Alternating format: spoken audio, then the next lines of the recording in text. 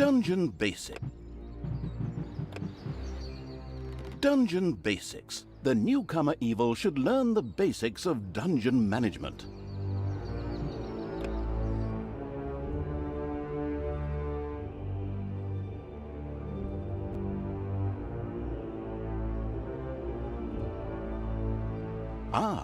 The still learning the ropes evil had decided to try the excellent tutorials. Good choice. In this childishly simple introductory mission, it would learn the basics of dungeon management.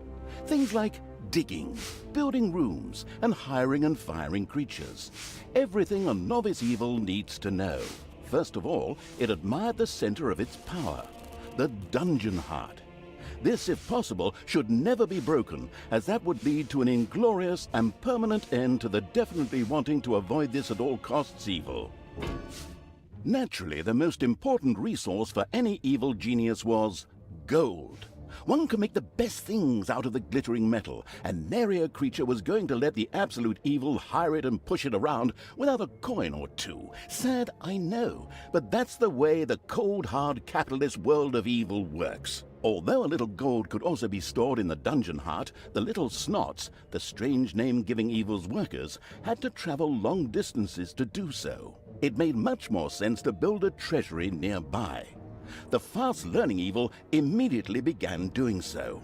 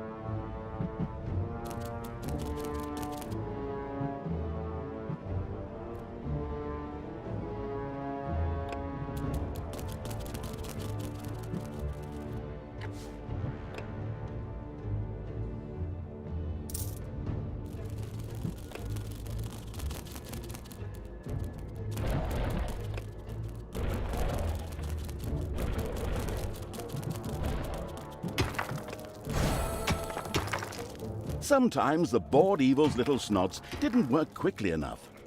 That was the time to give them a hearty slap with the hand of terror. Naturally, this had to be done immediately.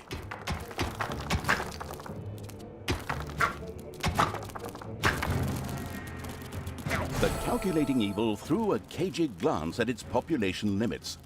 These were divided into little snots and creatures. As opposed to creatures, little snots did not have to be hired separately, but were always regenerated up to the maximum limit. And so it was that the massacring evil didn't have to worry if one of these miserable creatures died. It simply had to wait for the next one. At the same time, the little snots were the dungeon workers who dug the galleries, mined the gold, and took care of any number of other things. That's why it was never a bad idea to increase their maximum limit. The thirsty for more little snots evil hurriedly began work.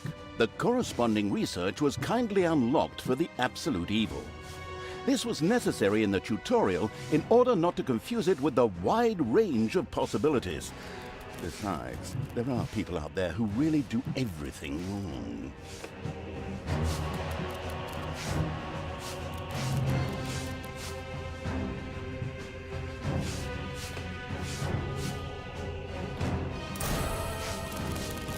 Unfortunately, creatures were a little more demanding than the miserable little snots. A hideout would have to be researched before creatures such as goblins and orcs could be hired.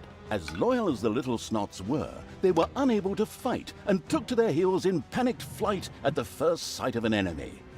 Sighing, the unscrupulous evil set about providing a hideout.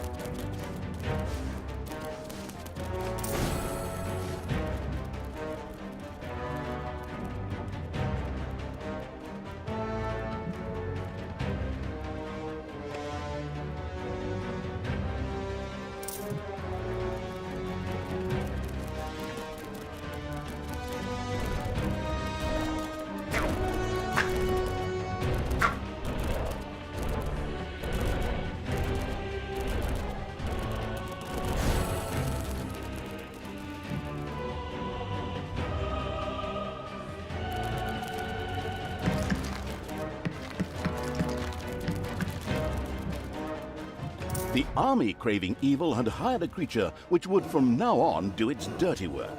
However, each creature consumed a population point. Fortunately, these could be increased just like the number of workers. Should it become necessary to recover a population point, the maliciously grinning evil could always use the egress located at its dungeon heart. Simply toss the creature onto it, a little pull of the lever, and oh whoops. Well, there it goes. These creatures were pretty spoiled. Not only did horde creatures demand their own bunks, they also wanted something to eat. Otherwise, they would soon refuse to do any work whatsoever and go on strike. The deeply sighing evil had no other choice than to build his creatures a gobbler farm to satisfy their hunger.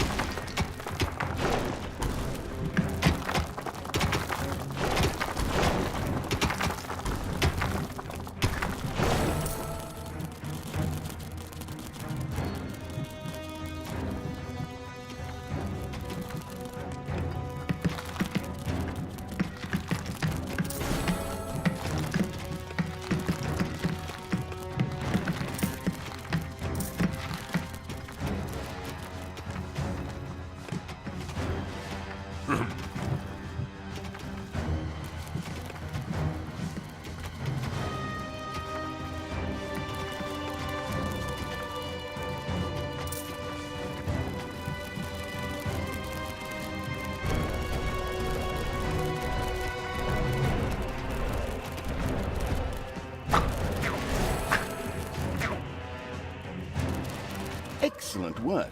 The gobbler farm was now ready.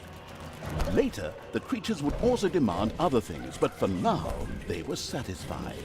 The fast-learning evil had mastered the first tutorial with flying colors. Excellent work.